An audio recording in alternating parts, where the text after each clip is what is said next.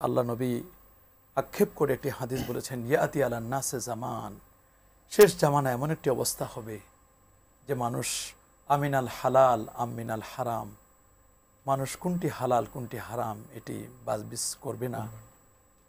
মানুষ যা পাইবে, গরু ছাগল অন্যান্য চতুষ্পদ জন্তুরা যা খায় মানুষ সেরকম খাবার খাবে। এই বর্তমান যুগে এসে আমরা হালাল হারামের ব্যাপারে কথা বলছি, অনেক মানুষ এটা তোয়াক্কা করে না, কেউ হারাম খেলে এটাকে ক্রেডিট মনে করে। কি বলবেন আপনি তাদের ব্যাপারে? আলহামদুলিল্লাহ, আলহামদুলিল্লাহ কাফা ওয়া সালামুন আলা ইবাদিহিল্লাযীনা ইসতাফা, আম্মা বাদ। বিজ্ঞ প্রবীণ উপস্থাপক, আপনাকে ধন্যবাদ। মাহে রমজানে আপনি অত্যন্ত চমৎকার একটি বিষয় নিয়ে এসেছেন, যেটি রমজান রিলেটেড। আল্লাহ রসুল সাল্লাল্লাহু আলাইহি ওয়াসাল্লাম প্রথমেই বলছেন যে এবাদতের প্রথম শর্ত হচ্ছে হালাল খানা গ্রহণ করা। যে ব্যক্তি হালাল খানা গ্রহণ করে না তার কোনো এবাদত কবুল হয় না।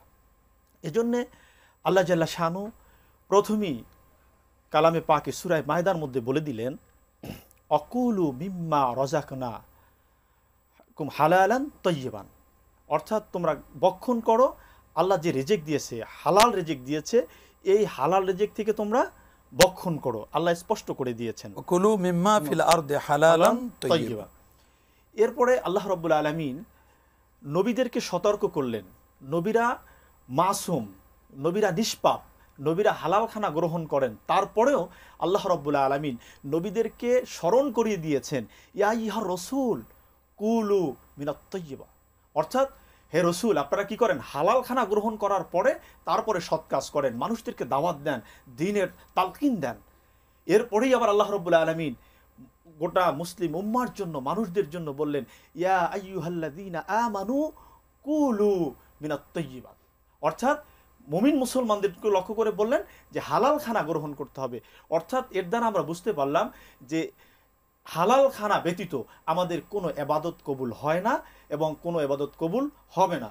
আমরা যদি লক্ষ্য করি, বর্তমান সময়ে দেখতে পাচ্ছি মাহে রমজান চলছে, 10 পদ 15 পদ 20 পদ 30 পদের আইটেম দিয়ে আমরা ইফতারি করতেছি, অথচ আমি কি ইনকাম করতেছি তার কোনো ব্যালেন্স নেই। অথচ আমার পাশের বাড়ির লোক না খেয়ে রোজা রাখতেছে, এক গ্লাস পানি দ্বারা ইফতার করতেছে, একটি খেজুরও পাচ্ছে না।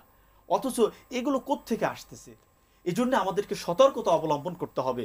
অবশ্যই অবশ্যই যদি আমি হালাল খানা গ্রহণ না করি, আল্লাহ রসুল সাল্লাল্লাহু আলাইহি ওয়াসাল্লাম যেমনিভাবে বলছেন যে ইবাদতের 10 ভাগের 9 ভাগ হচ্ছে হালাল খানার মধ্যে। অতএব আমাদেরকে হালাল খানা গ্রহণ করতে হবে। সেই ক্ষেত্রে আমি জাতির উদ্দেশ্যে বলতে চাই যে আমি যদি একটু ডাল, একটু আলুর ভর্তা দিয়েও ভাত খাই, সেটা যদি হালাল হয় এবং আমি যদি সেজদা দিই, ওই সেজদাটা কবুল হয়ে যাবে।